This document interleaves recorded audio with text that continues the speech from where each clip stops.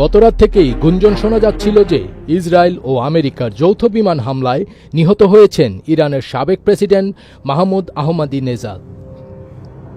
তবে এই খবরকে ভিত্তিহীন বলে উড়িয়ে দিয়েছেন তার এক ঘনিষ্ঠ উপদেষ্টা।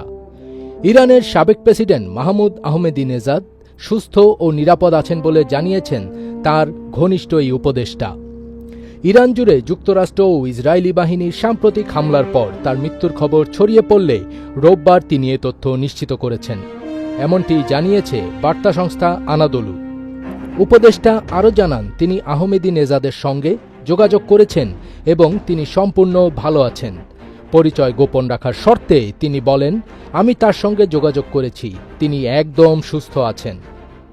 আহমেদিনেজাদের এই উপদেষ্টা আরও জানান, শনিবার তার নিরাপত্তা কাজে ব্যবহৃত একটি ভবনে হামলা চালানো হয়। এতে ইরানের বিশেষ বাহিনী ইসলামিক রেভলিউশনারি গার্ড কর্পসের ৩ সদস্য নিহত হয়েছেন। তারা সাবেক এই প্রেসিডেন্টের দেহরক্ষী হিসেবে নিয়োজিত ছিলেন।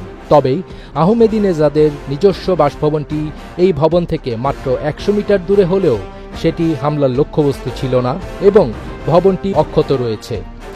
এর আগে বিভিন্ন আন্তর্জাতিক সংবাদ মাধ্যমে গুঞ্জন ছড়িয়ে পড়ে যে ইসরায়েল ও যুক্তরাষ্ট্রের বিমান হামলায় মাহমুদ আহমেদিনেজাদ নিহত হয়েছেন।